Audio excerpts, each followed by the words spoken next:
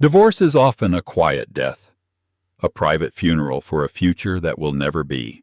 But for Josephine Shaw, it was a public execution.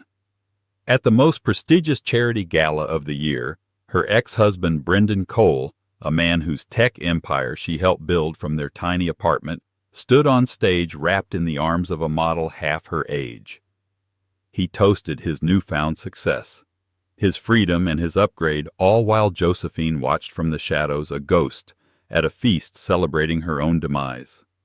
She lost her home, her friends, and her dignity that night. What Brendan didn't know, what no one could have possibly imagined, is that while he was collecting sports cars and accolades, Josephine was about to inherit a secret legacy so vast it would make his entire fortune look like pocket change. This isn't a story about revenge, it's a story about rebirth.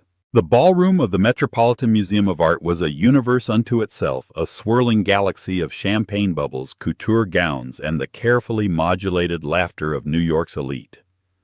For Josephine Shaw, it felt like the coldest, most beautiful corner of outer space. Just 6 months ago, she would have been here on the arm of Brendan Cole, her husband of 12 years. They would have navigated this glittering cosmos together, a power couple on the ascent. Tonight she was a satellite knocked from its orbit, drifting alone. Her ticket was a professional obligation, a courtesy extended to her new humbling role as a junior researcher for a small art advisory firm. It was a world away from being the co-founder and silent partner of ConnectSphere, the tech unicorn Brendan had just taken public. Her name wasn't on the IPO documents in any meaningful way, a foolish oversight born of love and trust. But her DNA was in every line of its foundational code and every late-night business plan. She had been the bedrock. He had been the face. Now the face was all that mattered. She saw him across the room holding court near the Temple of Dender. He was incandescent, a man plugged directly into the socket of success. His suit was a custom Tom Ford so sharp it looked like it could cut glass. On his arm was Tiffany Aspen, a 22-year-old influencer whose fame was as manufactured as the pout on her surgically enhanced lips. She dripped with diamonds that Josephine recognized, the very ones from a Van Cleef & Arpels collection she and Brendan had admired years ago, promising one day. Apparently one day had arrived just for a different woman. Josephine tried to make herself small to blend into the tapestries, but a voice slick with false sympathy found her. "Josie, my God, I almost didn't recognize you." It was Melinda Peterson, a woman who had once been her closest friend, now firmly a part of Brendan's new solar system. "It's so brave of you to come." Brave. The word was a tiny poisoned dart. It implied she was a wounded animal parading its injury. "It's a work event, Melinda," Josephine said, her voice steadier than she felt. "Of course," Melinda purred, her eyes flicking over Josephine's simple off-the-rack black dress. "Brendan is being honored tonight, you know. A huge donation to the museum's new tech wing. He's just so generous." Before Josephine could formulate a reply, the clinking of a glass silenced the room. All eyes turned to the stage where Brendan Cole stood, beaming microphone in hand, Tiffany plastered to his side. thank you all," he began, his voice echoing through the vast hall. "It is an incredible honor to be here, to be able to give back to this wonderful institution." He spoke for several minutes about innovation and the future, using phrases Josephine had written for him on napkins in a diner years ago. Then his speech took a personal turn. "A lot of you have followed my journey," he said, his eyes scanning the crowd. For a horrifying second they locked with Josephine's. A flicker of something, was it malice? Triumph crossed his face before he looked away. Success doesn't happen in a vacuum. It requires you to shed dead weight, to make difficult but necessary cuts, to streamline your life for maximum efficiency and happiness. The air left Josephine's lungs. He wasn't talking about business. He was talking about her. Every head in the room that knew their story swiveled subtly to find her. She felt hundreds of pairs of eyes on her, a physical weight of pity and morbid curiosity. He then wrapped his arm tighter around Tiffany. "And it's about finding a partner who inspires you to be bigger, better, faster. Someone who represents the future, not the past. He leaned in and kissed Tiffany on the cheek, a gesture met with polite applause. So I dedicate this honor and this donation to new beginnings, to a life without compromise. The applause grew louder. It was a wave of sound that threatened to drown her. Melinda gave her a look of faux pity. Josephine could feel the whispers starting the social post-mortem of her marriage being conducted in real time. She turned her heart a cold, heavy stone in her chest and walked, not ran towards the exit. She didn't look back. She passed valets bringing up gleaming sports cars, one of which was Brendan's new silver Aston Martin, a car he bought the day their divorce papers were signed. The cold night air hit her like a slap, but it was nothing compared to the humiliation burning under her skin. She had been publicly, surgically, and efficiently erased. She wasn't just his ex-wife.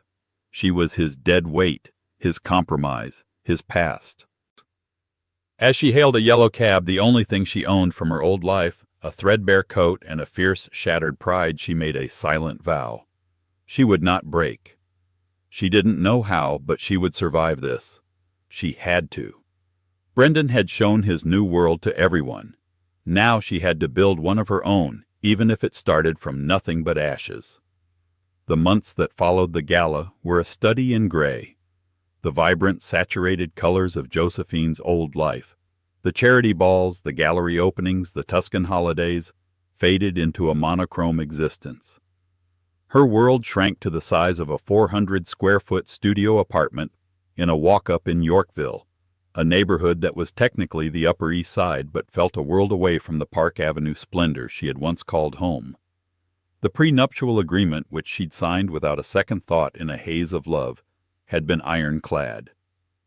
Brendan's lawyers had been brutal and efficient. She was left with enough to survive for a year if she was frugal, a pittance designed to feel like a mercy, but function as a dismissal. Her days became a routine of quiet desperation. She would wake up to the sound of garbage trucks instead of the gentle whir of a central air system. She made coffee in a sputtering second-hand machine instead of the built-in Miele espresso maker. The city, once her playground, was now a constant, painful reminder of everything she had lost. Every restaurant, every park bench, every street corner held a memory of a life that was no longer hers. The friends she had shared with Brendan evaporated like mist. Calls went unreturned. Invitations ceased. She was a social liability, a reminder of a messy divorce that people preferred to forget. The only person who remained was Chloe, a friend from college who worked as a freelance journalist.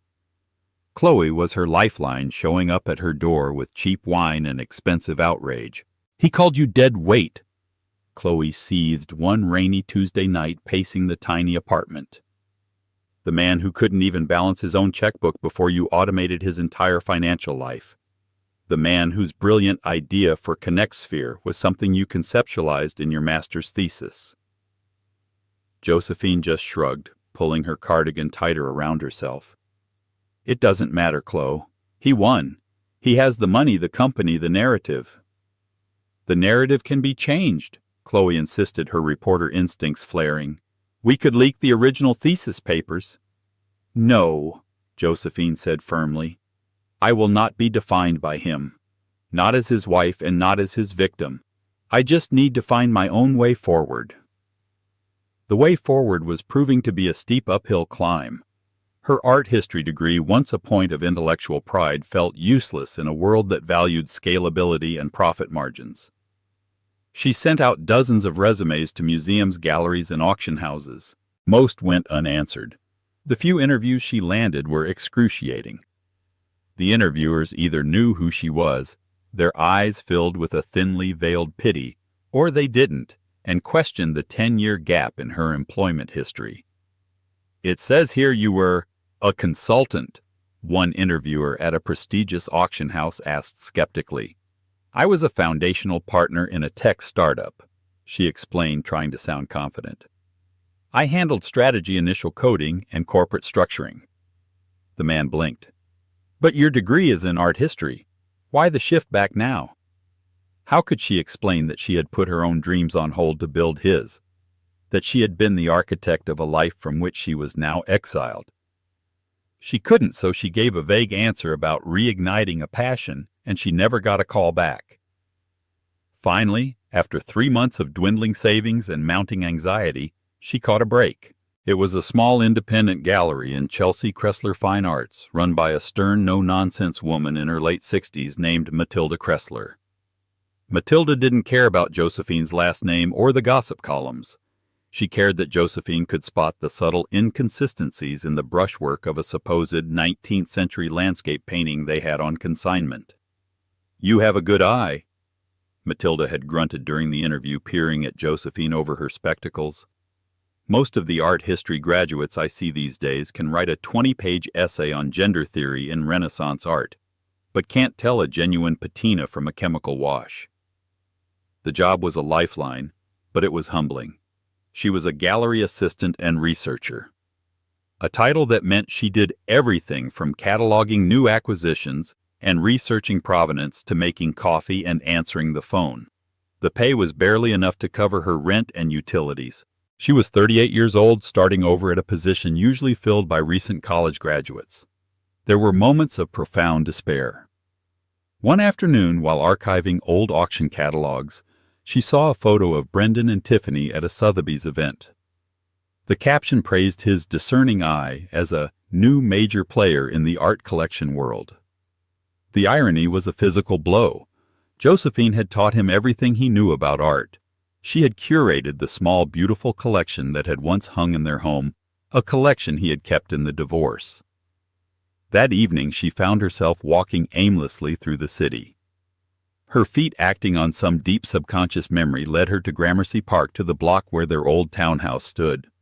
She stood across the street, hidden in the shadows, and looked up at the familiar windows. The lights were on, casting a warm, inviting glow. She could see silhouettes moving inside. Laughter, faint but clear, drifted out into the night. It was her home, but she was a stranger. Another woman was living her life, sleeping in her bed, enjoying the fruits of her labor. A profound loneliness washed over her, cold and absolute.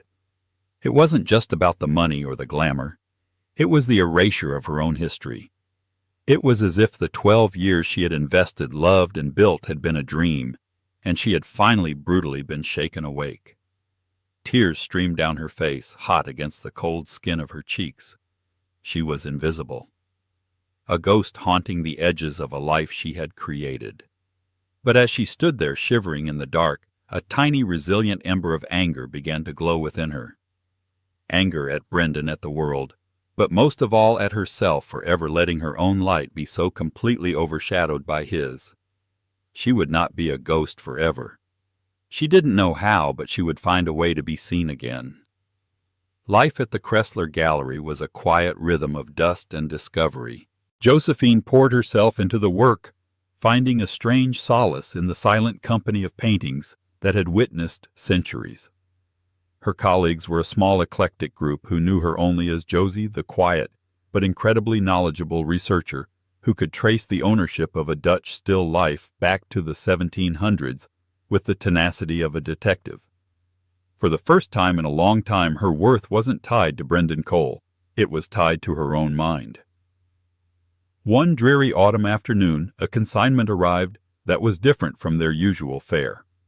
It wasn't from a collector or another gallery, but from the estate of a recently deceased hedge fund manager. The bulk of the collection was exactly what one would expect: flashy contemporary pieces by big-name artists' investments more than expressions of passion. But tucked away in the manifest was a line item that intrigued Matilda. Lot 7B. Miscellaneous historical effects, including antique furniture, cartography, and assorted minor artworks from the Hemlock acquisition. The name Hemlock was a whisper in the art world. Arthur Hemlock was a mythical figure, a titan of industry, from the old school of Rockefeller and Carnegie, who had vanished from public life decades ago. He was rumored to be an obsessive, eccentric recluse, living somewhere in a fortified estate upstate, hoarding a legendary unseen art collection. The idea that a piece of his world, however minor, was entering their gallery was a thrilling prospect. When Lot 7B was uncrated, It was mostly junk. Dusty maps, a moth-eaten settee, and a crate of small, unremarkable paintings, mostly dull portraits and dark landscapes from unknown artists. Matilda, disappointed, assigned Josephine the tedious task of cataloging the crate's contents for minor auction. Josephine spent the next 2 days in the gallery's basement archives meticulously examining each piece. It was on the third day that she found it. At the very bottom of the crate was a small, grimy painting in a simple wooden frame. It was a still life of a writing desk cluttered with books, a quill, and an overturned inkwell. It was unsigned and technically unremarkable, the kind of piece that would fetch maybe a few $100s. But something about it snagged her attention. The way the light fell on a leather-bound ledger in the center of the composition was masterful. It felt deliberate. Using a magnifying glass and a soft cloth, she began to gently clean a small corner of the painted ledger. Beneath the grime, she could just make out faint, almost microscopic lettering on its spine. Her heart began to beat faster. She spent the next hour cross-referencing the style, the canvas weave, and the chemical signature of the pigments with the gallery's database. It was a long shot, a wild, improbable guess, but the brushwork had a certain confident fluidity that reminded her of a specific school of 17th-century Dutch painters. She brought the painting upstairs to Matilda. "I think there's something more to this one," she said, her voice trembling slightly with excitement. Matilda peered at it. "It's a competent piece, Josie, but it's nothing special." "Look at the ledger," Josephine urged, handing her the magnifying glass. "And I ran a preliminary analysis on the pigments. The cobalt blue is consistent with the type used by Johannes Vermeer's studio." Matilda froze. The name Vermeer was sacrosanct. A lost Vermeer was the art world's equivalent of the Holy Grail. "Don't be ridiculous. There are only 36 known Vermeers in the world. To think that one would be sitting in a crate of junk." "I'm not saying it's a Vermeer," Josephine corrected, her mind racing. "But what if it's not the painting itself that's important? What if the painting is a map? What if this ledger is real?" The theory was audacious. She posited that the painting wasn't just a still life, but a realistic depiction of a specific desk, and that the microscopic lettering on the painted ledger was a clue to its location or contents. It was the kind of leap that could get her laughed out of the profession, but Matilda had seen the spark of brilliance in Josephine's eyes before. "All right," she said slowly. "We'll inform the estate's lawyers of a potential anomaly that requires further investigation. But we need to be careful. The Hemlock name is attached to this." The estate's lawyers were dismissive, but they were legally obligated to follow up. They passed the query on. For 2 weeks there was silence. Josephine began to think she had made a fool of herself. Then one Thursday morning, a black car, a vintage Bentley so polished it looked like a pool of liquid night, pulled up outside the small gallery. A man in an impeccably tailored suit with the severe look of a lifelong butler entered. He did not introduce himself. "Ms. Josephine Shaw?" he asked, his voice a low baritone. "Yes," Josephine replied, her hand suddenly clammy. "Mr. Hemlock will see you now," the man said, as if she were expecting him. "Mr. Hemlock, I thought he was—" "He is very much not deceased," the man said, a flicker of dry amusement in his eyes. "The estate sale was for one of his lesser properties, a shedding of skin, as he calls it. He was intrigued by your report on the still life. He requests your presence at his home. The car is waiting." Matilda Kressler looked at Josephine, her eyes wide with a mixture of terror and awe. Josephine had not discovered a lost painting. She had done something far more dangerous and far more interesting. She had gotten the attention of the dragon in his lair. As she followed the silent man out to the waiting Bentley, she felt a tremor of fear, but also a surge of exhilarating, terrifying hope. She was no longer cataloging other people's histories. She was about to step into one. The journey upstate was a 2-hour silent passage through a landscape that shifted from urban sprawl to rolling hills cloaked in autumn foliage. The Bentley moved with a serene, powerful grace, isolating Josephine from the outside world. She felt as though she were being transported to another century. The estate, when they finally arrived, was not visible from the main road. They passed through a formidable set of wrought iron gates marked only with a simple H, and drove for another 10 minutes down a winding road flanked by ancient oak trees. The house was not a modern glass and steel monstrosity, but a sprawling stone manor that seemed to have grown organically from the earth itself. It was formidable, weathered, and utterly beautiful, overlooking a vast, misty lake. The butler, whose name she learned was Peterson, led her through a grand entrance hall, not into a lavish drawing room, but down a series of quiet, book-lined corridors. The air was cool and smelled of old paper, lemon oil, and something else. Ozone, like the faint scent after a lightning strike. They finally stopped before a heavy oak door. Peterson knocked once, then opened it, gesturing for her to enter. The room was a breathtaking 2-story library, its walls lined floor to ceiling with books. A spiral staircase led to a second-floor gallery. But it wasn't the books that held Josephine's attention. Every available surface, tables, mantels, even some chairs, was covered with artifacts. Astrolabes, Renaissance sketches, Roman coins, and Egyptian statuettes. It was a museum and a laboratory all in one. And in the center of it all, seated in a high-backed leather armchair, was a man who looked as ancient and formidable as the house itself. Arthur Hemlock.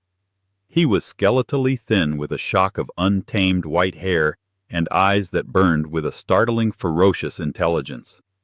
He was dressed not in a suit, but in a simple cashmere sweater and trousers. He gestured to a chair opposite him without speaking, his gaze sharp and appraising. Josephine sat her back straight, clutching her research notes. "The painting," he said, his voice a dry rasp like stones scraping together. "Tell me about it." For the next hour he grilled her. It wasn't a conversation, it was an interrogation. He didn't ask for her opinion, he demanded her reasoning. Why that specific pigment? What was the flaw in the canvas weave that suggested a later addition?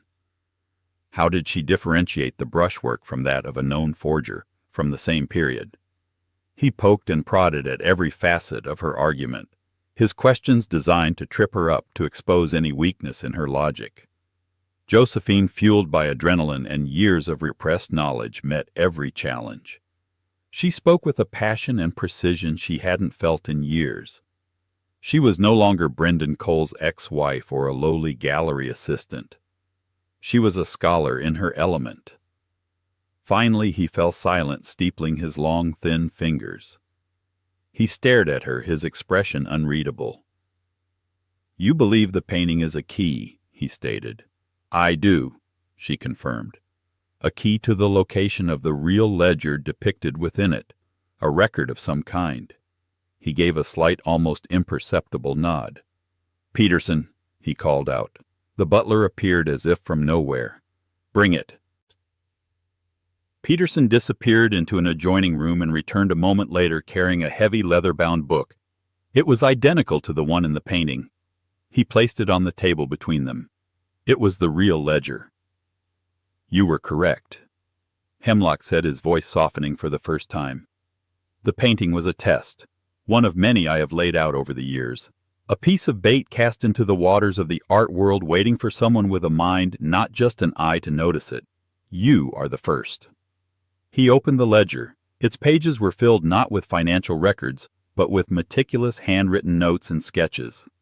It was a catalog, a secret comprehensive inventory of his entire collection, a collection rumored to be one of the greatest in private hands on earth. "What you see in this house," he said, gesturing around the room, "is less than 1% of what I own. The rest is elsewhere, safe. For decades I have been a guardian, a rescuer of art that would otherwise be lost, destroyed, or locked away in the tasteless vaults of men who see it only as an asset. Men like your ex-husband." Josephine flinched at the mention of Brendan, but Hemlock continued, his sharp eyes missing nothing. "Oh, I know all about you, Josephine Shaw. I made it my business to know the moment your report crossed my desk. I know what you gave up. I know what was taken from you. I know that you, not he, possess the intellect and the soul of a true custodian." He stood up, his movements slow and deliberate, and beckoned for her to follow him. He led her to a section of the library wall that appeared to be solid books. He pressed a specific volume, and a section of the bookcase swung inward, revealing a climate-controlled vault. The sight that met her eyes made her gasp. Racks upon racks of paintings stood in perfectly ordered rows. It was a forest of masterpieces. She saw a Monet she knew had been missing since World War II. A Rembrandt self-portrait she had only ever seen in textbooks. A small, exquisite sculpture by Donatello. "This is my life's work," Hemlock said quietly, his voice filled with a strange mix of pride and melancholy. "And I am dying." The words hung in the air, cold and heavy as steel. "I have no heirs who care for this. Only vultures who would sell it all to the highest bidder. I need a successor, not just an owner but a guardian, someone to continue the work, to use this collection not for personal gain, but for the preservation of beauty and history." He turned to face her, his brilliant eyes locking onto hers. "I have been testing you, Ms. Shaw, and I believe I may have found her. But this is not an offer. It is the beginning of a new, far more difficult series of tests. Are you prepared for that?" Standing in the presence of more beauty and history than she had ever imagined possible, Josephine looked at the frail, formidable man before her. He was offering her not just a job, but a purpose. A chance to build something far greater than the hollow empire she had helped create for Brendan. "Yes," she said, her voice clear and unwavering. "I am." Outside the protected world of the Hemlock estate, another man was making inquiries. Gregory Pike, the sharp-suited manager of one of Hemlock's financial firms, had noticed the unusual summons of a minor gallery employee. Pike was a man who smelled money the way sharks smell blood, and he had been positioning himself for years to be the executor of Hemlock's vast fortune. This unexpected woman, this Josephine Shaw, was an anomaly he could not account for. And Gregory Pike did not like anomalies. He began to dig into her past, determined to find a weakness he could exploit to remove this new unexpected player from the board. The test in the labyrinth was over, but the battle for its soul was just beginning. Josephine's life transformed into a strange, bifurcated existence. By day, she was still Josie, the quiet assistant at the Kressler Gallery, a job she insisted on keeping to maintain a semblance of normalcy, and more importantly, to avoid raising suspicion. But 2 or 3 times a week, the discreet Bentley would appear to whisk her away to the Hemlock estate. These visits became her real education, a secret apprenticeship with a master. Arthur Hemlock was a demanding, irascible, and brilliant teacher. He didn't just show her his collection, he forced her to understand it on a molecular level. She learned how to detect microscopic forgeries, how to navigate the treacherous, shark-infested waters of international art auctions, and how to manage the complex legal and financial structures that protected the collection. He taught her about the secret networks he used to rescue art from war-torn regions, and the quiet philanthropies he funded. It was a global operation of breathtaking scale, all run by this one frail man from his library. With each visit, Josephine's confidence grew. The timid, heartbroken woman who had fled the Met Gala was being replaced by a calm, focused professional. She began to dress with a quiet elegance, not for others, but for herself. The hollowed-out feeling in her chest was being filled with purpose. She wasn't just learning about art, she was becoming its champion. This transformation did not go unnoticed. One evening, Chloe met her for dinner at a small Italian restaurant in their neighborhood. "Okay, Spill," Chloe said, her journalist's eyes missing nothing. "You're different. There's a light on in you that's been out for a year. You're not just surviving anymore. What's going on?" Josephine, bound by a promise of absolute secrecy to Mr. Hemlock, could only offer a partial truth. "I'm consulting on a private collection," she said. "It's significant." "Significant enough to have a vintage Bentley picking you up from work," Chloe countered, raising an eyebrow. "I saw it last week. I thought you were having an affair with some ancient billionaire." Josephine laughed, a genuine hearty laugh that felt wonderful. "Nothing like that. He's a mentor, Chloe, the kind I've been waiting for my whole life." Meanwhile, Brendan Cole's world continued its glittering trajectory. ConnectSphere's stock was soaring. He and Tiffany were the darlings of the tech and society pages, their faces plastered across magazines. Their Instagram feeds a curated fantasy of private jets, exotic beaches, and star-studded parties. Brendan had recently made headlines with his ostentatious art purchases, spending tens of millions at Christie's on flashy, obvious pieces by Warhol and Basquiat. He was building a reputation as a collector, a man of taste and influence. The collision was inevitable. It happened at a small exclusive gallery opening in Soho. Josephine was there with Matilda Kressler, while Brendan was there with Tiffany and a small entourage. He saw her from across the room and froze. He hadn't seen her in person since the gala. He had expected her to look diminished. Instead, she looked poised, elegant, and serene. She was talking to a well-known museum curator, and they were laughing. Brendan's insecurity, the toxic engine that had always driven him, flared. He couldn't stand the thought of her being happy, of her thriving without him. He swaggered over, Tiffany in tow. "Well, well, Josephine," he said, his voice dripping with condescension. "Crawling your way back into the scene, are we? I hope you're enjoying the canapes. Probably a step up from what you're used to these days." Josephine turned to face him. The old Josephine would have flinched, would have felt a surge of shame and anger. But the new Josephine simply looked at him with a cool, placid expression. "Brendan," she said, her tone neutral. "Tiffany, you're looking well." Her calmness infuriated him. He had wanted a reaction, a confirmation of his power over her.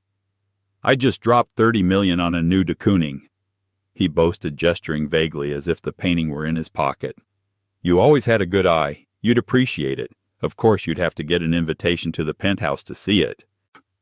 The insult was clear. "You are no longer welcome in the world you helped build." Before she could reply, a quiet voice interrupted them. "I find de Kooning's later work to be rather emotionally overwrought, don't you? All fury, no substance." They all turned. It was Peterson, Arthur Hemlock's butler, standing silently beside Josephine. He was holding her coat. No one had even seen him approach. Brendan stared at the impeccably dressed, imposing man. "And who are you?" "I am the driver," Peterson said simply. Brendan's lips curled into a cruel smirk. He looked from Peterson to Josephine, his eyes alight with malicious glee.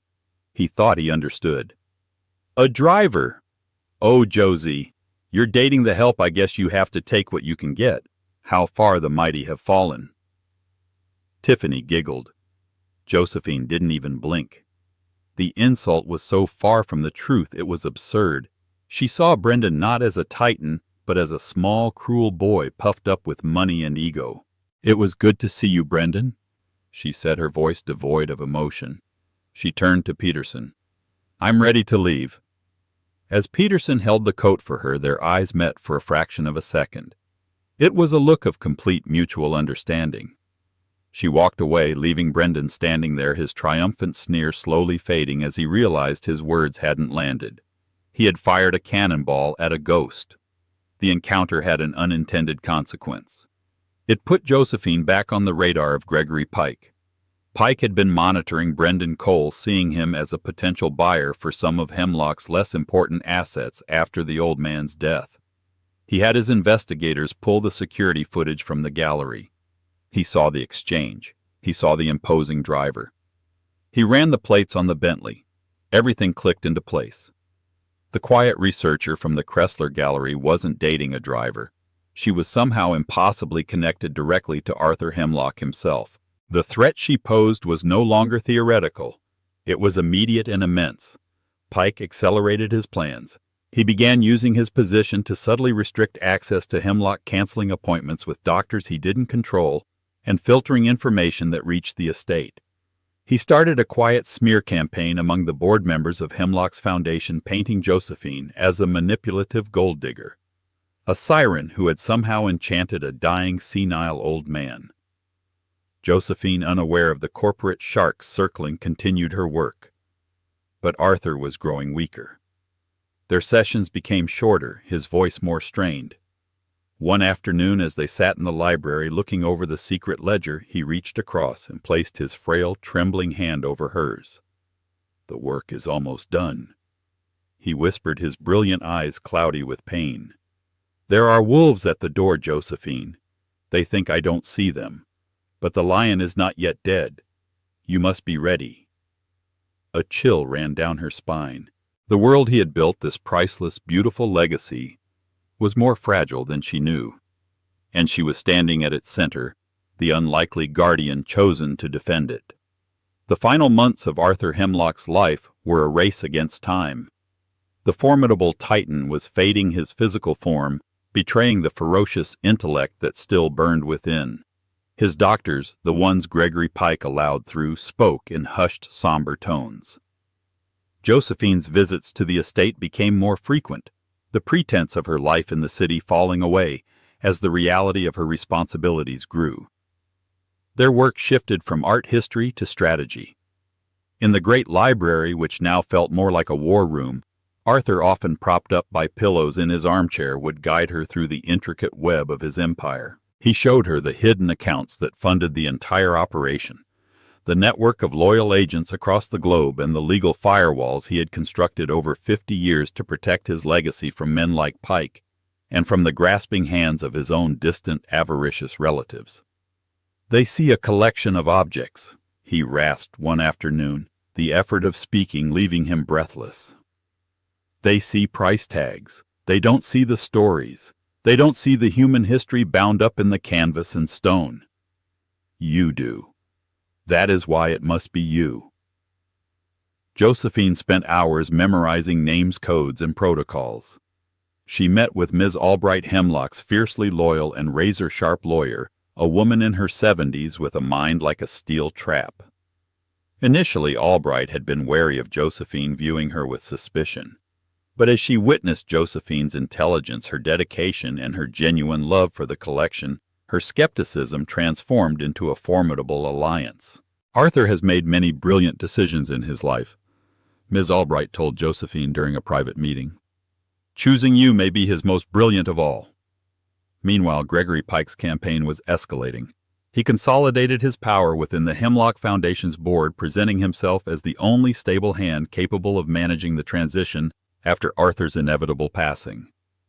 He commissioned a discreet psychological evaluation of Mr. Hemlock, aiming to prove diminished mental capacity. He used corporate funds to hire a private investigator to dig up any dirt on Josephine, hoping to find a scandal, an old debt, a disgruntled former colleague, anything that he could use to disqualify her. But Josephine's life had been remarkably clean, her only scandal being the quiet, dignified way she had endured her divorce. Brendan Cole, oblivious to the high-stakes drama unfolding, continued his public performance of success. But hairline cracks were beginning to appear in his empire. ConnectSphere's meteoric rise had been fueled by hype, and its technology was proving less revolutionary than promised. Competitors were emerging. The stock, once a rocket, was beginning to wobble. To project an image of unshakable confidence, Brendan doubled down on his lavish spending. He bought a yacht. He funded a disastrous Broadway show for Tiffany. And he continued to buy art, paying absurd headline-grabbing prices to prove he was a cultural force. The final conversation between Josephine and Arthur was quiet and profound. He was confined to his bed, the great library visible through the open doorway. The autumn light streamed through the windows, illuminating the dust motes dancing in the air. "Are you afraid?"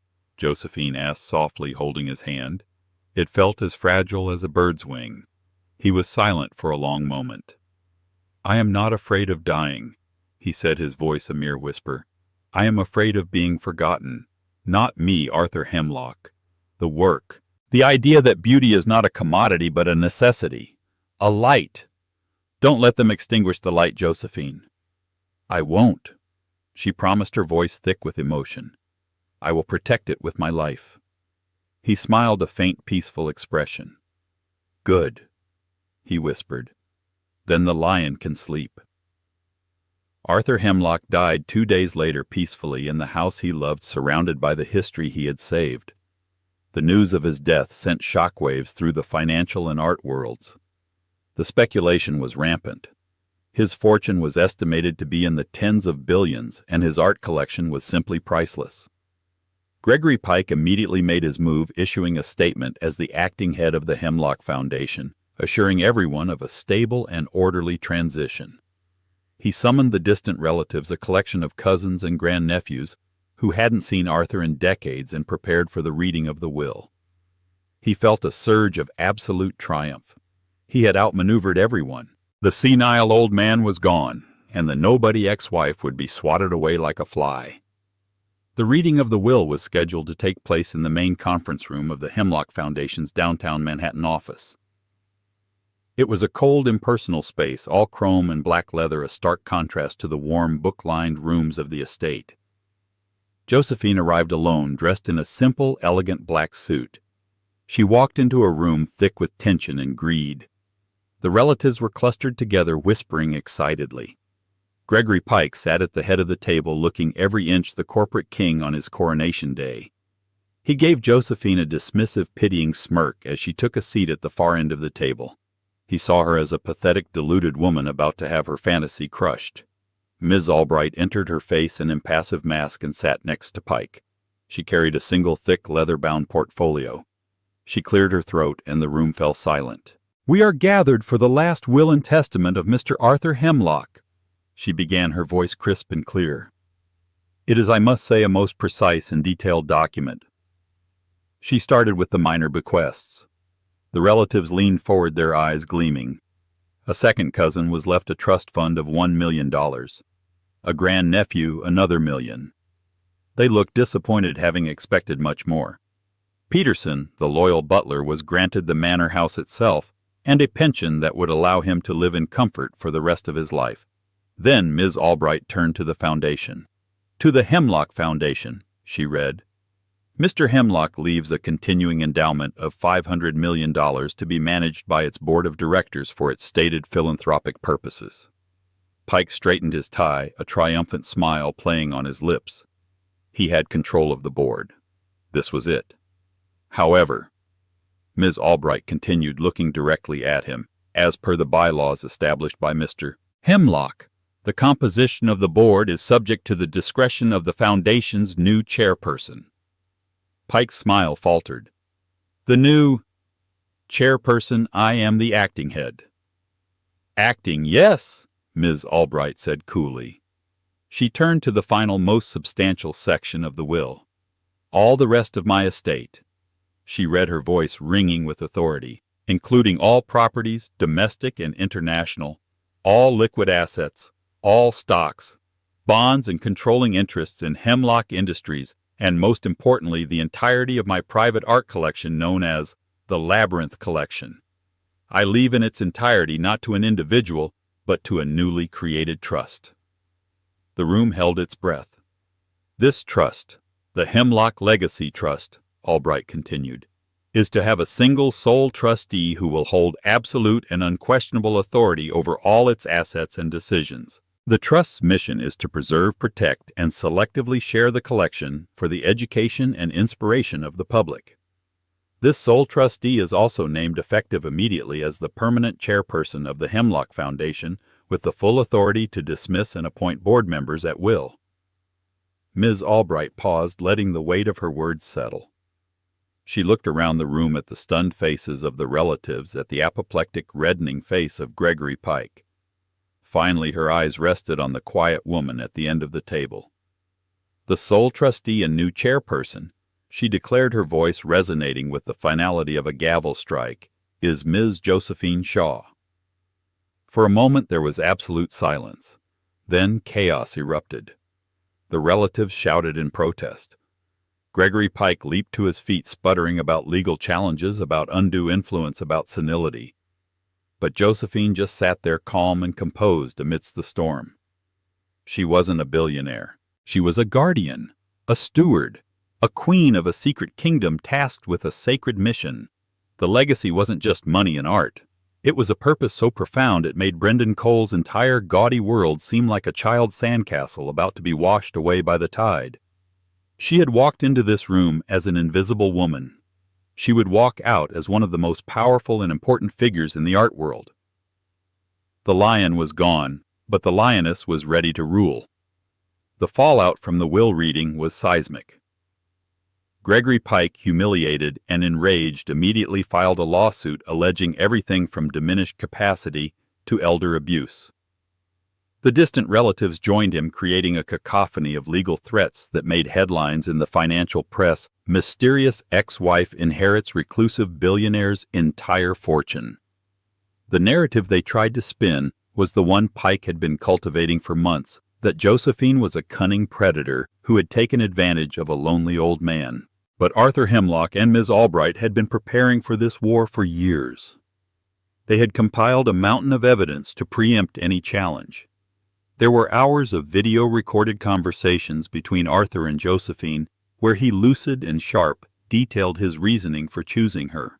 There were multiple psychiatric evaluations, all conducted by leading specialists, affirming his soundness of mind up to his final days. There was a trail of correspondence and detailed notes in his own hand outlining his grand vision and Josephine's role within it. Pike's lawsuit was not just dismissed. It was annihilated in a summary judgment. The judge was so unimpressed with his frivolous claims that he took the unusual step of ordering Pike and the relatives to pay Josephine's legal fees. Pike's career was ruined, his reputation shattered. He was fired from the foundation's board by its new chairperson, Josephine's first official act, and vanished into obscurity. While the legal battle raged in the papers Josephine was working, she moved into the Hemlock estate not as its owner but as its custodian.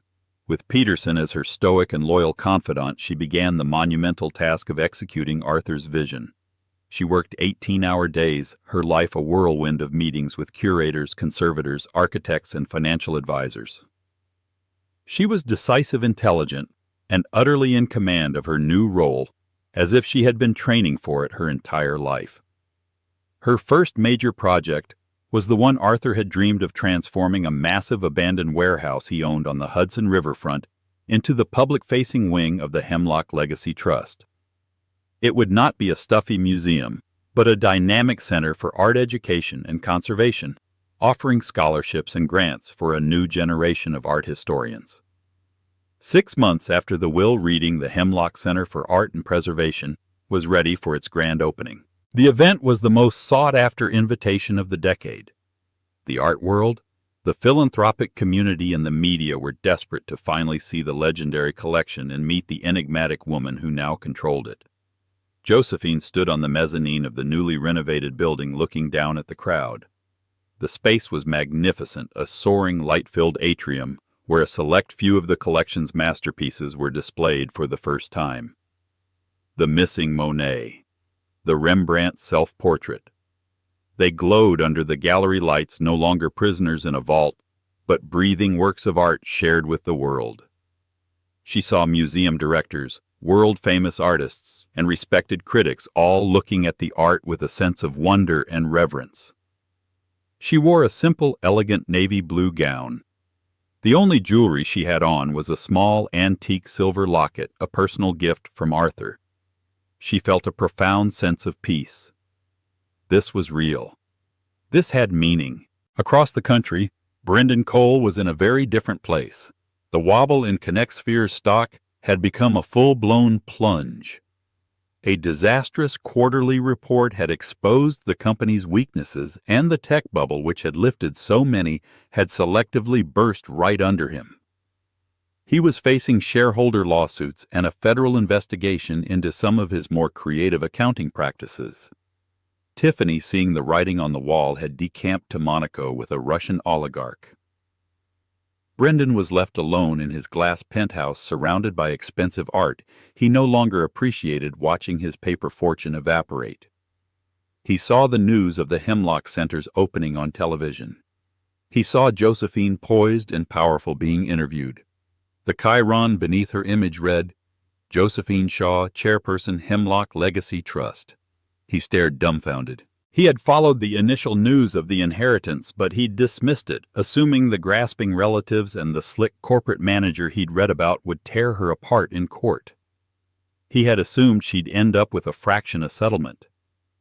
He never imagined she would win. That she would not just inherit a fortune, but command an empire of culture and history that dwarfed his own fleeting digital one. The man who had called her dead weight, now saw her as an immovable mountain.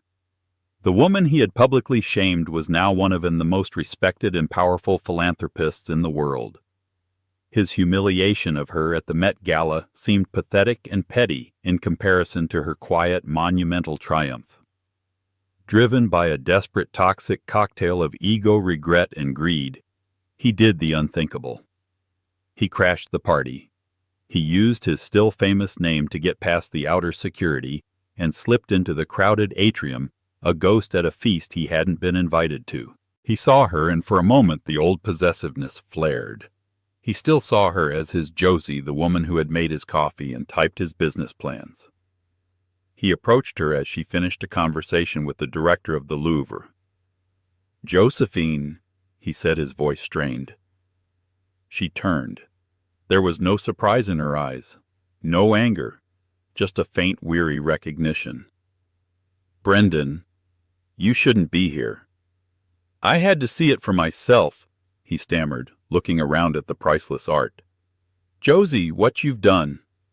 It's incredible. We always talked about doing something like this, remember? It was a pathetic attempt to rewrite history to insert himself into her narrative." "No, Brendan," she said, her voice soft but firm as steel. "You talked about buying things. This isn't about buying. It's about preserving." "I get that now," he said, moving closer. "I've made mistakes. I was an idiot. The money, the fame. It went to my head. I lost the most important thing in my life. I lost you." His eyes were pleading. Maybe we could start again? We were always a great team." Josephine looked at this man, this shell of a person whose entire identity was built on wealth and status, both of which were now crumbling. She felt nothing. Not hatred, not love, not even pity. Just nothing. He was a stranger from a former life, a ghost whose power over her had long since vanished. "You're right about one thing," she said. "We were a team. I was the architect and you were the salesman. But I'm not building for you anymore, Brendan." She didn't raise her voice. She didn't need to. Her calm finality was more devastating than any shout. "The person you're looking for doesn't exist anymore," she continued. "You erased her, and I should thank you for that, because the woman who grew in her place is infinitely stronger." She gave him a small final nod, a gesture of dismissal, not of farewell. Then she turned her back on him and walked away, moving through the crowd to greet a group of scholarship students, their young faces bright with awe and excitement. She was their future. Brendan stood alone in the middle of the grand hall, a relic of a past she had transcended.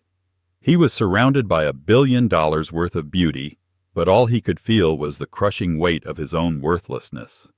He had tried to execute her publicly, but he had only succeeded in executing himself. Josephine Shaw didn't need to walk away with a billionaire legacy to win. She just needed to walk away from him.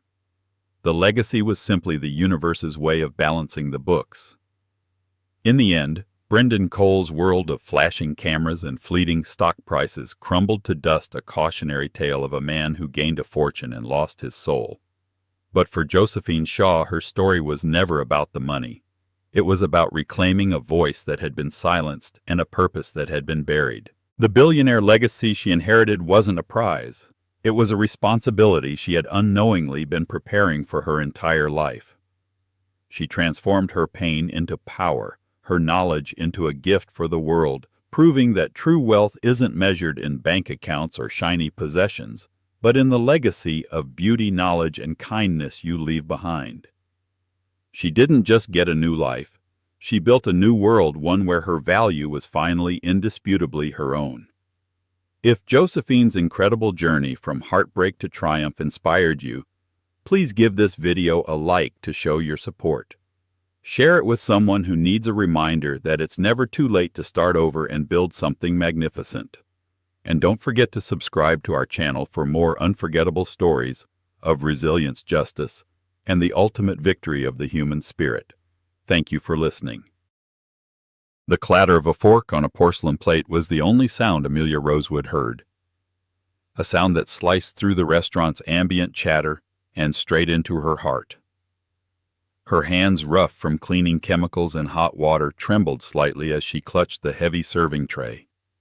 Standing just feet away was the man she'd once called her husband, Mark Smith, draped in a Tom Ford suit she'd helped him pick out in a different lifetime. He was laughing with his new fiancée, a woman wearing a diamond the size of a robin's egg. And then he saw her. His smile didn't fade. It sharpened into a weapon. "Well, well," he said, his voice loud enough for the whole table to hear. "Look what we have here. Still paying for my dinner, I see." The restaurant Aurelia was a cruel joke, a monument to a life that was no longer hers. Amelia remembered when she and Mark had been the ones sitting at table 7, the coveted corner booth with the velvet seats and the perfect view of the city lights. She had designed the floral arrangements for their opening night, a favor to the owner, a friend from their shared world of gallery openings and charity galas. Now she was just part of the hired help, invisible in a starched black uniform, her name tag reading Amy, because Amelia was deemed too formal by the floor manager. Mark Smith hadn't just left her. He had systematically erased her.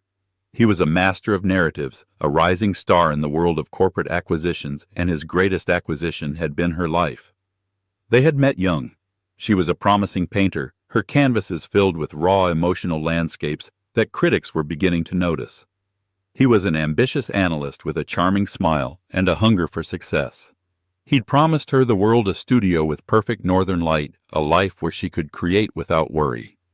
And for a while it was true. She'd put her brushes down to help him build his hosting dinners, networking, polishing his image until it gleamed. The divorce was a masterclass in brutality. The lawyer Mark hired a shark named Stephen Pierce had used her career hiatus against her. She was painted as a freeloader, a dependent wife with no claim to the empire she'd helped build from the ground up. The prenuptial agreement she'd signed in a haze of love and trust was wielded like a guillotine. She walked away with a pittance, her name tarnished and her spirit in tatters. She lost the house, the friends, the life.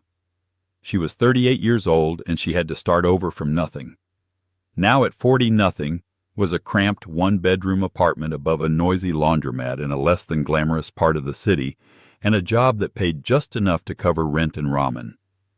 The smell of bleach and regret clung to her clothes. Mark's words hung in the air, thick and suffocating. His fiancée, a woman named Tiffany, giggled a tinkling sound that grated on Amelia's nerves.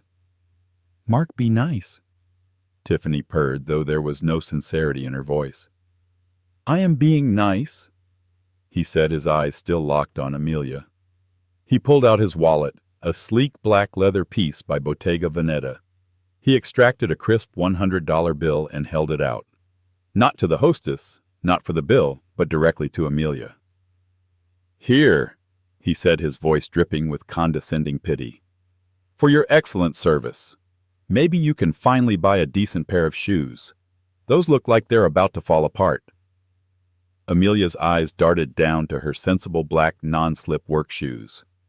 They were indeed worn, the leather cracked at the seams. It was a petty, targeted cruelty designed to humiliate her in the most public way possible. The other diners at his table, his business associates, shifted uncomfortably, unsure where to look. Every cell in her body screamed at her to throw the tray of dirty dishes at his perfectly coiffed head. To scream about the nights she stayed up editing his proposals, the inheritance she'd sunk into his first business venture, the dreams she'd sacrificed on the altar of his ambition. But she didn't. Years of being Mrs. Mark Smith had taught her one thing: composure was a shield. Breaking down was what he wanted. It would confirm the narrative he'd spun for everyone that she was unstable, emotional, unworthy. With a deep breath that felt like swallowing broken glass, Amelia forced a polite, empty smile onto her face. It was a mask she had perfected. "Thank you, sir," she said, her voice miraculously steady. She took the bill, her fingers brushing his for a fraction of a second. His skin felt cold, alien. "The restaurant has a policy against direct tipping. I will add this to the collective staff fund. Will there be anything else?" Her professionalism was a slap in the face he hadn't expected. A flicker of annoyance crossed his features before he masked it with a smirk. "No, Amy. That will be all." He had emphasized her new name one final twist of the knife. Amelia nodded curtly and turned, walking back towards the kitchen on legs that felt like jelly. She didn't look back. She could feel his eyes on her, feel the weight of his judgment and the pitying glances from the other tables. The swinging doors of the kitchen closed behind her, and the cacophony of clattering pans and shouting chefs enveloped her. She leaned against the cool stainless steel wall, the $100 bill crinkling in her clenched fist. She didn't cry. The tears had run dry years ago. Instead, a cold, hard resolve began to form in the pit of her stomach. He thought this was her end. He thought he had won. She would spend every last ounce of her being proving him wrong. The apartment was her sanctuary and her prison. The living room doubled as her studio. The worn wooden floor perpetually splattered with acrylics in shades of cobalt blue, burnt sienna, and cadmium yellow. A large unfinished canvas sat on a cheap easel by the window, its blankness a constant accusation. For the first year after the divorce, she couldn't even look at a paintbrush without feeling a wave of nausea. Mark had once called her art a cute hobby, a quaint little pastime for a wife. His words had been poison, seeping into her passion until it withered. Her only friend who had survived the social purge of the divorce was Sarah, a fellow waitress at Aurelia. Sarah was a fiery, no-nonsense nursing student who saw the world in black and white. "You should have spit in his risotto," Sarah said that night, slamming a mug of cheap tea onto Amelia's small, wobbly kitchen table. Amelia managed a weak smile, finally unclenching her fist. She smoothed the $100 bill on the table. It looked obscene next to her chipped mug and the stack of overdue bills. "And get fired, I need this job, Sarah. You need your soul back more." Sarah countered, her expression softening.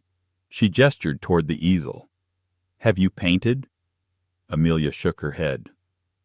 "I'm too tired. After a 10-hour shift, my hands hurt, my feet are swollen. There's just nothing left." "That's what he wants, Amy," Sarah said, her voice firm. "For there to be nothing left. Don't let him win. That bastard took everything from you. Don't let him have that too." Sarah's words echoed in Amelia's mind long after she left. She stared at the $100 bill. It was blood money, a token of her humiliation. She could use it to pay her electric bill. It would be the sensible thing to do. But as she looked from the bill to the blank canvas, a different idea began to spark. An idea fueled by rage and a desperate need for catharsis. The next morning, instead of depositing the money, she walked into an art supply store, a place she hadn't set foot in for years. The familiar smell of linseed oil and turpentine was like a forgotten memory. She spent the entire $100, every last cent, on supplies. Not just the basics, but the good stuff. She bought a tube of genuine ultramarine blue she hadn't used since art school, thick brushes, and a set of palette knives. It was a reckless, irresponsible act of defiance. It was the most alive she had felt in 2 years. That night she didn't sleep. Fueled by coffee and simmering anger, she attacked the canvas. She didn't sketch or plan. She let her emotions guide her hand.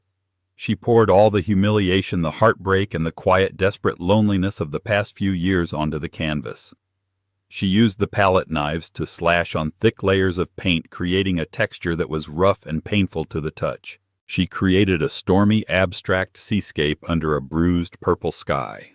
It was dark, chaotic, but in the very center, a single, impossibly bright streak of white light broke through the clouds, hitting a cresting wave.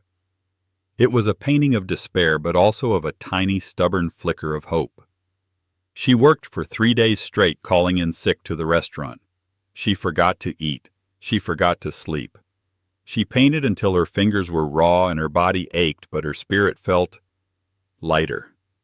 When she was finally finished, she stepped back exhausted and trembling. The painting was titled Aurelia. She had no idea what to do with it. Her old gallery contacts were long-dead friends of Mark who had ghosted her after the divorce. The art world she knew was a closed circle, and she was on the outside. On a whim, driven by something she couldn't explain, she looked up local art fairs. There was one that weekend, the Greenwich Village Outdoor Art Show. It was a public, non-juried event. Anyone could rent a small space for $50 and display their work. It felt foolish, humiliating in a different way, setting up her masterpiece next to amateur watercolors of cats and caricature artists. But the impulse was too strong to ignore. She borrowed Sarah's beat-up station wagon, carefully wrapped the still slightly tacky painting in a blanket, and drove downtown before dawn on a chilly Saturday morning, feeling like a complete and utter fool. The art fair was a chaotic symphony of human creativity and commerce. Tourists ambled by clutching hot dogs, while serious-looking art students critiqued everything with knowing smirks. Amelia felt exposed, her single, deeply personal painting propped up on her rickety easel. It was so different from the cheerful landscapes and pop art portraits surrounding it. It was dark, brooding, and intensely emotional. Most people walked right past it without a second glance. By late afternoon, a cold drizzle had started, and Amelia was ready to pack it all in. Her brief surge of defiant hope was dissolving into the damp, gray pavement. This was a mistake. She was a waitress with delusions of grandeur. Mark was right. Her art was just a hobby and not a very profitable one. As she began to untie the tarp she'd brought to protect the painting, a man stopped in front of her display. He was tall and dressed in a way that spoke of quiet, effortless wealth. A simple gray cashmere sweater over a crisp white shirt, tailored dark trousers, and well-worn leather shoes that probably cost more than her rent. He wasn't handsome in a conventional movie star way. His face was all sharp angles and intelligent, discerning eyes. There were faint silver threads at his temples, suggesting he was in his late 40s or early 50s. He held a large black umbrella, which he angled slightly to shield her painting from the rain. He didn't speak for a long time. He just looked. His gaze was intense, analytical, moving over every inch of the canvas. He leaned in to examine the thick texture of the paint, the way she had carved into it with the palette knife. Amelia stood frozen, her heart thumping against her ribs. She was used to being invisible. This man's focused attention was unnerving. Finally he spoke, his voice a low, pleasant baritone. "The light," he said, more to himself than to her. "It's not just painted on. It feels like it's being ripped out from underneath the darkness. It's violent and yet hopeful." Amelia was so stunned she could barely find her voice. Thank you," she stammered. He turned his gaze to her then, and his eyes, a startling shade of hazel, held a surprising warmth. "Did you paint this?" "Yes." "What's it called?" "Aurelia." She said the name, leaving a bitter taste in her mouth. He raised an eyebrow, a flicker of curiosity in his expression, but he didn't press. "It's magnificent. There's a raw power to it, a story. It reminds me of early Anselm Kiefer, but with more vulnerability." Amelia's mind reeled. Anselm Kiefer, one of the greatest living artists. This man wasn't just a casual browser. He knew art. "How much are you asking for it?" he asked, his tone direct and professional. Amelia hadn't even considered a price. The act of creation had been the point. She plucked a number out of thin air that sounded impossibly high to her, a number that would cover her rent for 3 months. $1,500, she said, her voice barely a whisper, bracing herself for him to laugh and walk away. The man didn't even blink. He reached into the inside pocket of his impeccably tailored jacket and pulled out a checkbook and a pen. "A bargain," he said simply. "Who do I make it out to?" "Amelia Rosewood." She said her full real name. It felt good to say it. He wrote the check, tore it out, and handed it to her. Her eyes widened as she saw the name printed in the top left corner, Julian Croft. Julian Croft. The name hit her like a physical blow. It wasn't just a name. It was a legend. Julian Croft was one of the most enigmatic and influential figures in the modern world. A tech billionaire who had made his fortune in his 20s and then promptly vanished from the public eye. He was a notorious recluse, known for 2 things: his groundbreaking work in AI and his colossal world-class private art collection.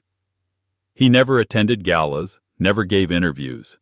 His photograph hadn't been published in over a decade. And he was standing in the rain in a public park buying her painting. I I don't know what to say, she stammered, staring at the check. You don't have to say anything, he said with a small wry smile. Your work has already said enough. My assistant will be by in an hour to arrange for proper transport. It would be a crime to let it get damaged in the rain. He handed her a simple, elegant business card. This is my curator's number. I'd be very interested in seeing any other work you have, or any future work you create. And with that he gave a slight nod, turned, and disappeared into the crowd, his black umbrella swallowed by the gray afternoon. Amelia stood there in the drizzling rain, clutching a check for $500 and a business card that felt like a key to another universe. The cold, the dampness, the humiliation of the past 2 years, it all seemed to fade away. For the first time in a very long time, the world felt full of color again. The next week was a surreal blur. Julian Croft's curator, a sophisticated woman named Elena, did indeed call. She was professional and courteous, expressing Mr. Croft's profound admiration for Aurelia and formally extending an invitation for Amelia to visit his private gallery. The gallery wasn't in a museum or a chic downtown loft. It was a restored pre-war warehouse in a quiet industrial part of Brooklyn with no sign on the door. Inside, the space was breathtaking. Soaring ceilings, polished concrete floors, and walls adorned with masterpieces Amelia had only ever seen in art history textbooks. There was a Rothko humming with color, a de Kooning pulsating with frantic energy, and a Richter that blurred the line between photography and painting. And there on a prominent wall all its own was Aurelia. It didn't look out of place. It held its own, its raw emotion a stark and powerful contrast to the more cerebral works around it. Julian was there to greet her. Dressed casually in jeans and a dark t-shirt, he looked less like a mythical billionaire and more like a university professor. "It belongs here," he said, gesturing to her painting. "It speaks the same language." Over the next few months, this became their routine. Julian commissioned another painting from her and then another. He gave her no direction, only a generous stipend that allowed her to quit her job at Aurelia and paint full-time. He wanted to see what she would create unburdened by financial stress. Their meetings were always at the gallery. They would talk for hours not just about art but about everything. Music, philosophy, the strange melancholy of autumn in the city. Amelia learned about his past. He had also been through a bitter public split. His ex-wife, a tech mogul herself, had tried to claim his company, leading to a brutal legal battle that played out in the headlines. The experience had made him intensely private, wary of people's motives. "Most people don't see me," he confessed one afternoon, staring at a Giacometti sculpture. "They see a walking, talking bank vault. They project their own desires and ambitions onto me. It's lonely." Amelia understood that kind of loneliness. "I know what it's like to be seen as an accessory," she admitted, her voice quiet. "To have your identity completely absorbed by someone else's." It was this shared wound that forged the foundation of their bond. He wasn't interested in the broken, divorced waitress. He was captivated by Amelia Rosewood, the artist. He saw the strength in her survival, the beauty in her scars. He listened, truly listened, when she spoke of her faded dreams, and he gently encouraged her to dream them again. He never once offered pity, only respect. He celebrated her small victories. When she finished a new piece, Echoes of a Fall, a triptych that explored the slow decay of her marriage, he sat before it for a full hour in silence before simply saying, "It's devastatingly honest and brilliant." One evening he invited her to dinner. Not at a fancy restaurant, but at his home, a stunning minimalist penthouse overlooking Central Park. He cooked for her himself a simple but delicious pasta dish. It was there, surrounded by his personal art collection and the glittering expanse of the city, that the professional boundary between them gracefully dissolved. He told her about the first time he saw her painting at the art fair. "It was like reading a page from your diary," he said, his hazel eyes sincere. I felt like I knew you before we ever spoke. I saw the pain, the anger, but most of all, I saw the fight. I saw the person who painted that streak of light in the middle of the storm, and I knew I had to meet her. It was a slow burn, a relationship built not on grand romantic gestures, but on shared understanding, intellectual respect, and a deep, quiet affection. He never tried to fix her or save her. He simply gave her the space and the means to save herself. For Amelia, it was a revelation. Mark's love had been about possession and control. Julian's love was about liberation. He wasn't a prince rescuing a damsel. He was a fellow survivor who recognized the queen hidden beneath the ashes. Her art flourished. The darkness in her work began to recede, replaced by vibrant colors and bold, confident strokes. She was creating the best work of her life, and her name was beginning to be whispered in the most exclusive circles of the art world, all thanks to the quiet patronage of its most reclusive king. Life was good. It was calm. But the calm was just the air before the storm. The art world is a small, incestuous ecosystem.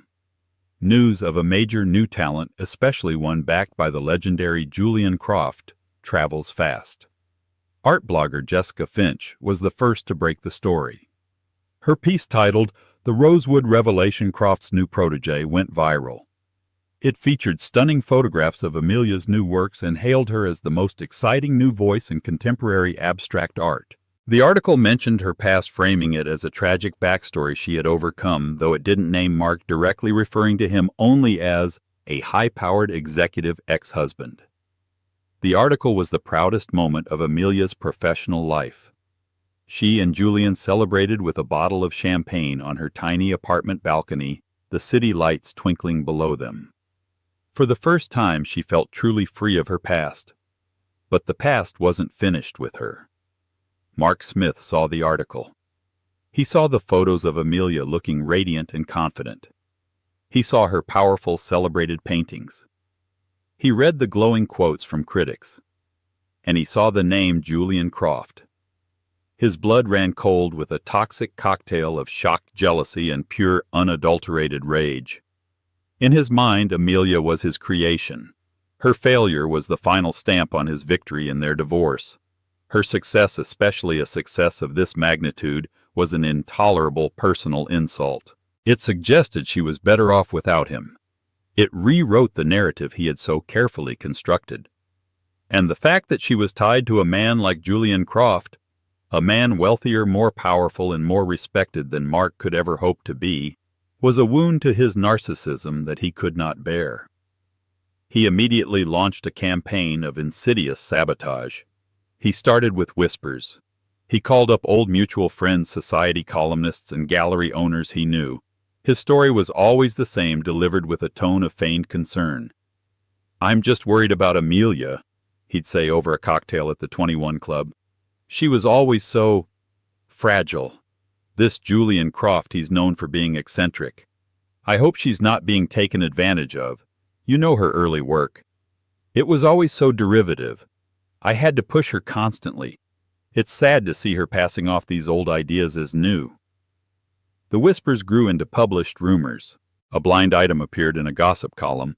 Which reclusive tech billionaire is being played by a social climbing ex-wife with a history of emotional instability? Sources say her new art is just a rehash of ideas from her more successful ex.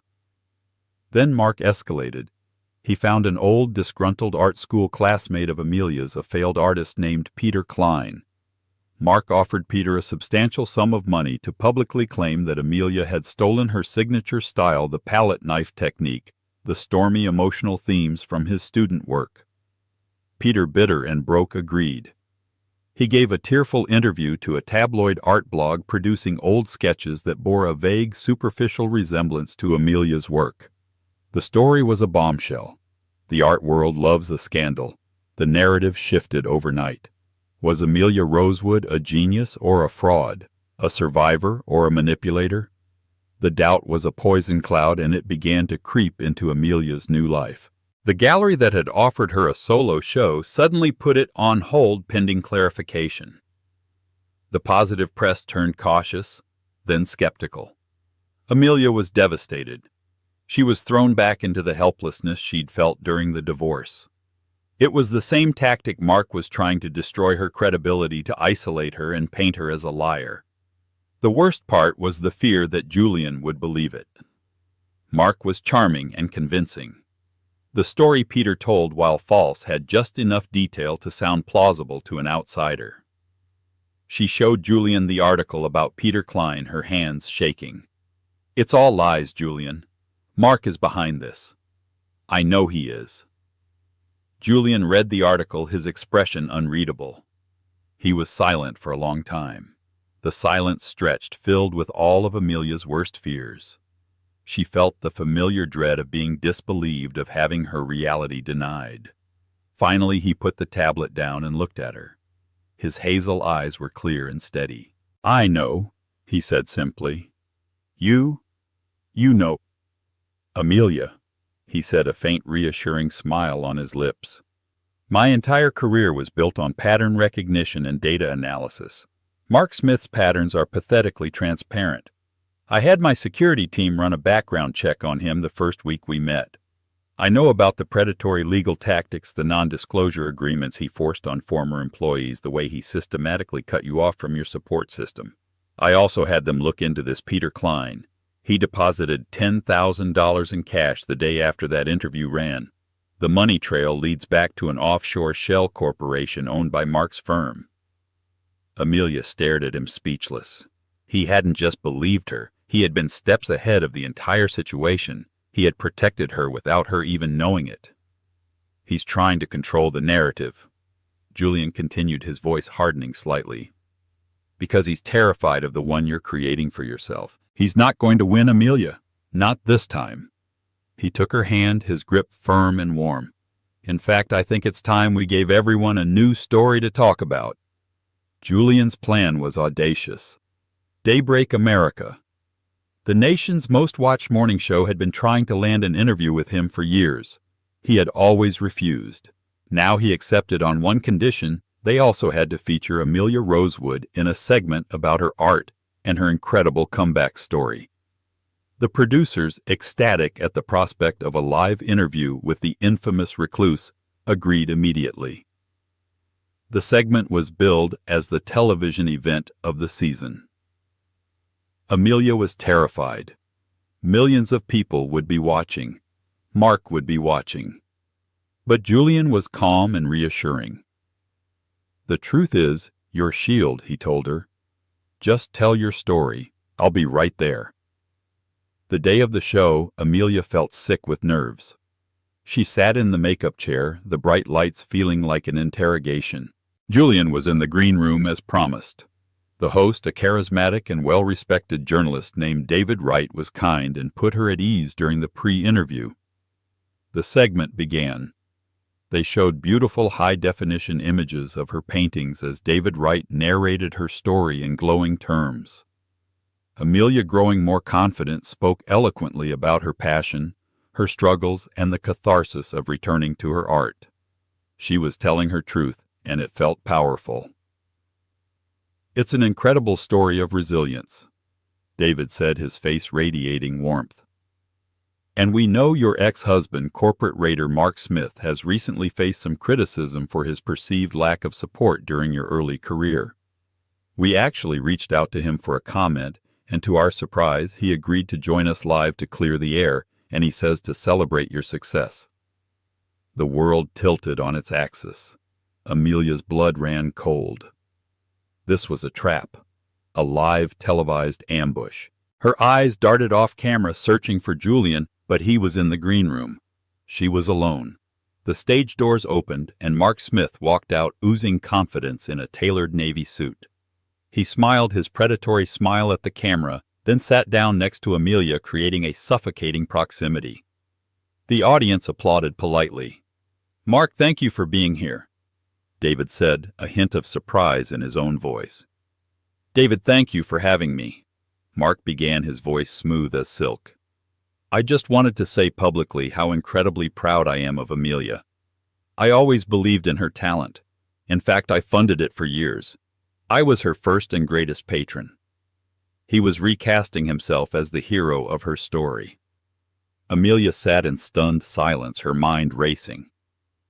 "But—" Mark continued, his tone shifting to one of grave concern.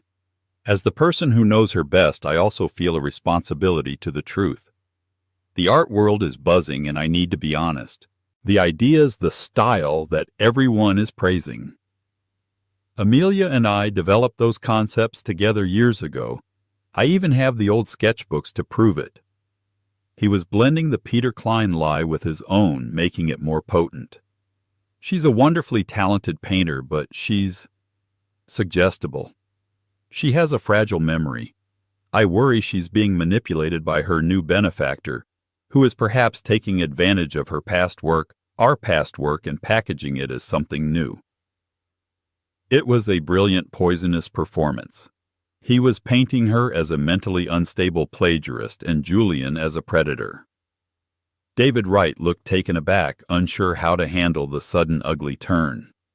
Amelia felt the familiar panic rising, the feeling of being gaslighted and erased. But then she looked at the monitor and saw her painting, Aurelia, displayed in brilliant color. She remembered the rage and defiance that had fueled its creation. That woman wasn't fragile. She was a fighter. She took a deep breath and turned to face Mark, her voice clear and cold. "Mark," she said, cutting him off, "are you referring to the sketchbooks from 2015, the ones you threw in the garbage because you said, and I quote, 'This messy hobby is cluttering up my new home office'?" Mark was momentarily flustered. I was trying to encourage you to be tidier, to be more professional." "And are you referring to the concepts we developed together?" Amelia pressed on, her voice gaining strength. "Like the time you told me my work was too depressing, and that I should paint happy things like sunsets or puppies that people might actually buy. Or the time you refused to let me attend the artist's residency in Italy because it clashed with your company's golf tournament in Scottsdale." The studio audience was dead silent. David Wright leaned forward, captivated. "You weren't my patron, Mark," Amelia said, her eyes locking onto his. "You were my cage. You didn't fund my art. You tried to suffocate it. This success I'm having now, it's not because of you. It's in spite of you." Mark's charming facade began to crack. A flash of pure fury crossed his face. He leaned in, his voice a low snarl. "You were nothing before me. You were a broke art student. I gave you everything. And that $100 bill I gave you at the restaurant, you probably used it to buy groceries. You should be thanking me." It was his final fatal mistake. He had brought up the very moment of her deepest humiliation, thinking it was his trump card. "You're right," Amelia said, a strange calm settling over her. "You did give me $100. She looked directly into camera one, into the eyes of millions of viewers. "And I want to thank you, Mark. I took that $100, the price of my humiliation, and I bought the paints and the canvas for the first painting I'd done in years. The painting that Mr. Croft discovered. The painting that started all of this. So thank you. Thank you for reminding me who I was and what I had lost. You thought you were buying my silence, but you actually bought my voice back." Before a stunned Mark Smith could respond, another figure walked onto the stage. It was Julian Croft. He had been watching from the wings, and his face was a mask of cold fury. The audience gasped. Julian walked past Mark without a glance, stood beside Amelia, and took her hand. He turned to David Wright. "I'm sorry to interrupt," he said, his quiet voice commanding the entire studio, "but I think some context is required." He looked at Mark, his eyes like chips of ice. "Mr. Smith, my team has uncovered some interesting financial records. Records of payments to a Mr. Peter Klein. Records of offshore accounts you used to harass and silence former employees. Records that my lawyers have just this morning forwarded to the SEC and the District Attorney's Office. Your narrative, it seems, is about to fall apart. And not just about Amelia." Mark's face went completely white. He was exposed, ruined on live national television. But Julian wasn't finished. He turned away from the shell-shocked Mark and faced Amelia. His expression softened, all the coldness melting away, replaced by an overwhelming look of love and admiration. "Amelia Rosewood," he said, his voice now filled with emotion. "I have spent my life surrounded by masterpieces. But none are as strong, as beautiful, or as resilient as you. You are a work of art, and your soul is a masterpiece." And then, in front of 10 million stunned viewers, the reclusive billionaire Julian Croft got down on one knee. He pulled a small velvet box from his pocket, opening it to reveal a simple, elegant ring with a single flawless sapphire the color of a twilight sky. "You taught me how to see the world in color again," he said, his voice thick with emotion. "Amelia, will you marry me?" The studio erupted. Amelia stared down at Julian, her mind a kaleidoscope of shock, joy, and disbelief. Tears, real tears of happiness this time, streamed down her face. In the background, she was vaguely aware of Mark Smith being escorted off the set by security, his face a grotesque mask of defeat. The camera zoomed in on her face, capturing the moment for the entire world to see. "Yes," she whispered, her voice choked with emotion. "Yes, of course, yes." Julian slid the ring onto her finger. It was a perfect fit. He stood up and they embraced as the studio audience rose to their feet in a thunderous standing ovation. The image of their kiss with the title of her painting Aurelia still on the screen behind them became an iconic moment in television history. The aftermath was a whirlwind. Mark Smith's downfall was swift and total. The SEC investigation, spurred by Julian's evidence, uncovered years of financial fraud. He was publicly disgraced, fired from his own company, and eventually faced a slew of indictments. Tiffany, his fiancée, left him the moment the scandal broke, her loyalty as shallow as her affections. He lost everything, becoming a parody of the powerful man he once was, a footnote in Amelia's much more interesting story. Amelia, on the other hand, became a phenomenon.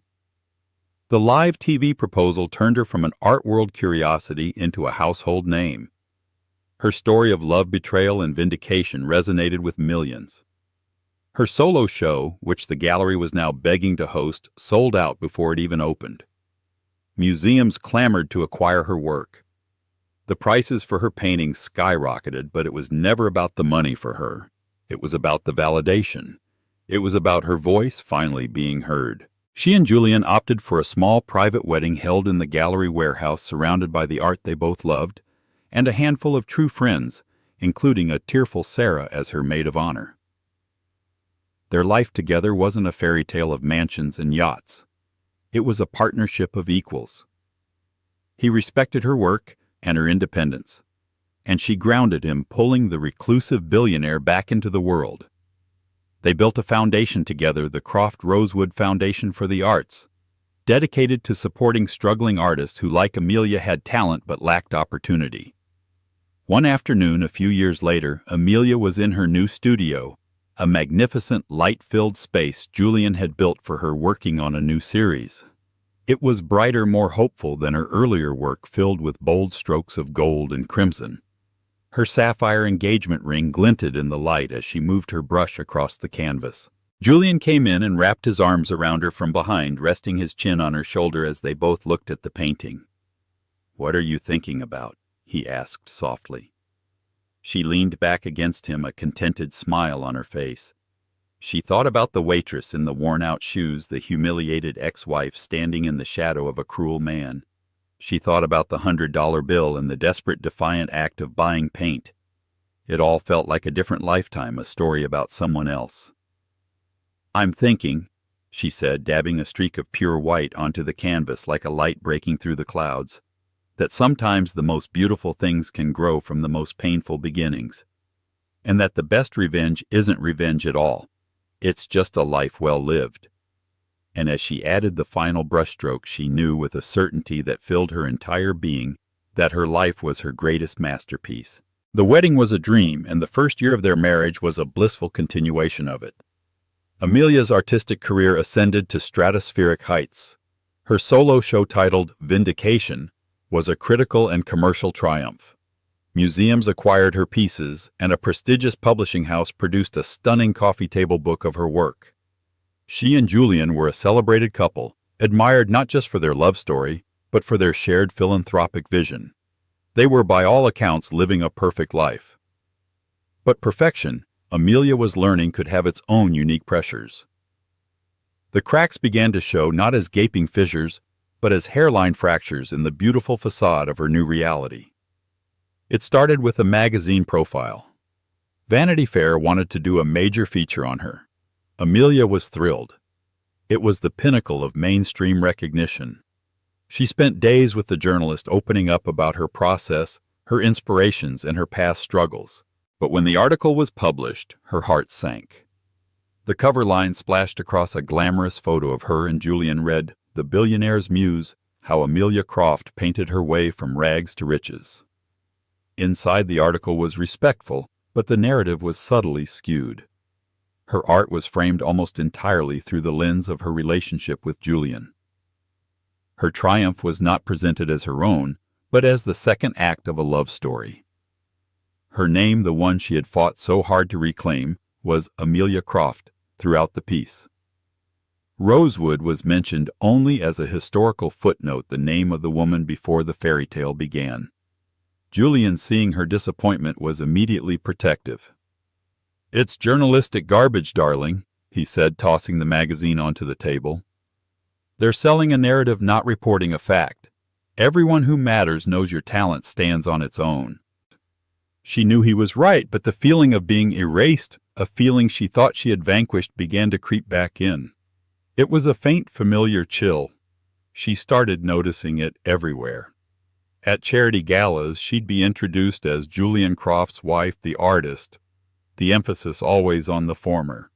Questions from interviewers began to stray from her artistic technique and focus on her personal life. "What's it like being married to one of the most powerful men in the world? Does he influence your work?" Her new studio, once a sanctuary, began to feel like a gilded cage. It was a magnificent space with 20-foot ceilings and a perfect, unwavering northern light, but she found herself pacing its polished floors, unable to paint. The blank canvases seemed to mock her. The pressure was immense. Every brushstroke now felt weighed down by the expectation of greatness, by the silent, insidious question, was she a true genius, or was she just lucky? Was she an artist, or was she an accessory? The anxiety culminated at a major contemporary art auction at Sotheby's. One of her earlier post-divorce pieces, not from Julian's collection, was up for sale. It was a smaller, deeply personal work titled $100 Bill, a chaotic, abstract swirl of grays and blacks with a single defiant slash of ultramarine blue. Julian had wanted to buy it back for her, but she insisted it go to a true collector. It was a chance for her work to be valued on its own merits. The bidding was fierce. The price climbed rapidly past $100,000, past $500,000, until it reached a staggering $1.2 million. The crack of the auctioneer's gavel echoed through the silent, opulent room. Amelia should have felt ecstatic. It was a world record for an artist at her career stage, but her ears were ringing from a comment she had overheard moments before, whispered between two well-dressed women behind her. $1.2 million, one had sniffed. It's hardly a surprise. Her husband could buy the entire auction with his pocket change. Having the Croft name attached is better than a good review from the Times.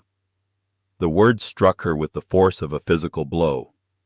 They invalidated everything. Her struggle, her defiance, her talent, all of it dismissed as the simple byproduct of a powerful man's influence. It was Mark's narrative all over again, just wrapped in a more sophisticated, expensive package.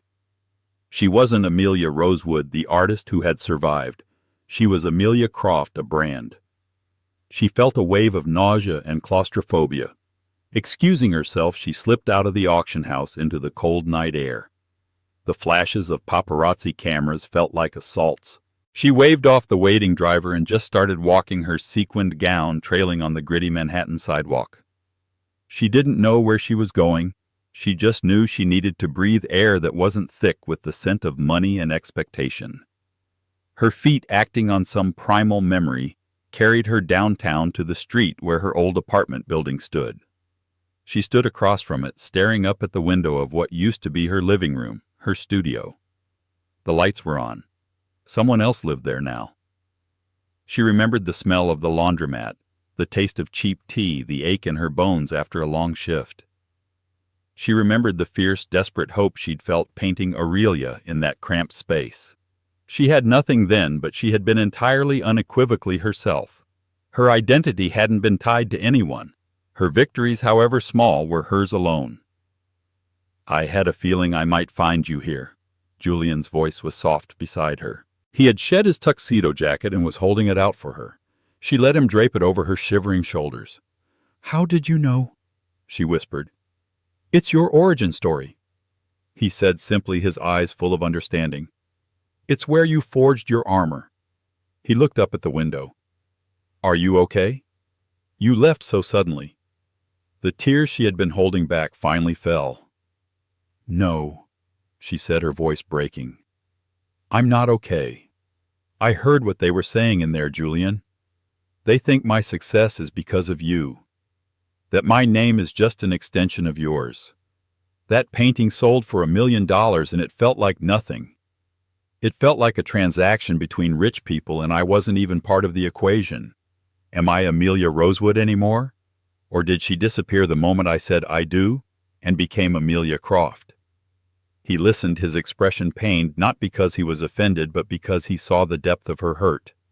When she finished, he didn't offer solutions. He didn't dismiss her fears. He just held her gaze, his own reflecting the city lights.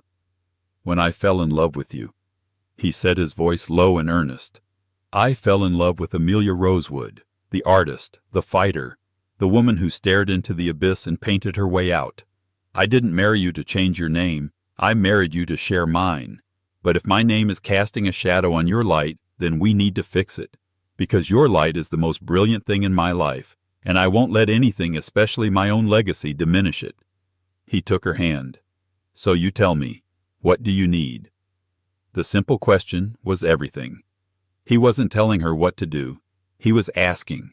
He was seeing her. And in that moment, the fog in her mind cleared. She knew what she needed to do. "From now on," she said, her voice gaining a new hard-won strength, "professionally, in every gallery, at every auction, on every publication, the artist is Amelia Rosewood, not Amelia Croft. Just Rosewood. I love being your wife, but my work has to be my own. My name has to be my own." A slow, proud smile spread across Julian's face. "I think that's an excellent idea," he said. "Let's go home, Amelia Rosewood." As they walked away from the old building, Amelia felt a profound sense of peace settle over her. She realized her fairy tale ending wasn't about the billionaire or the fame.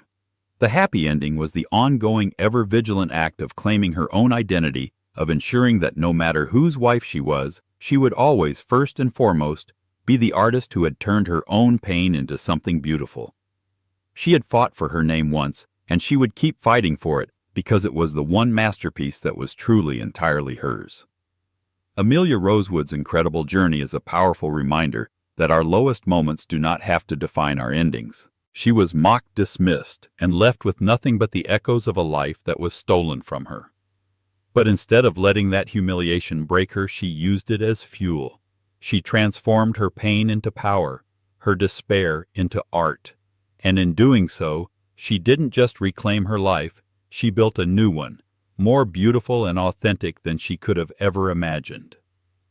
Her story proves that your true worth is never determined by someone else's opinion, and that sometimes the greatest love finds you, not when you are perfect, but when you are brave enough to be perfectly resiliently yourself.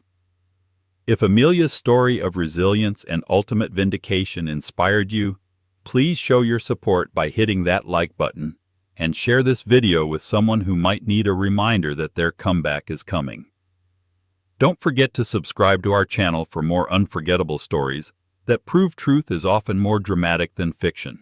We'd love to hear your thoughts in the comments below. What was the most satisfying moment of Amelia's triumph for you?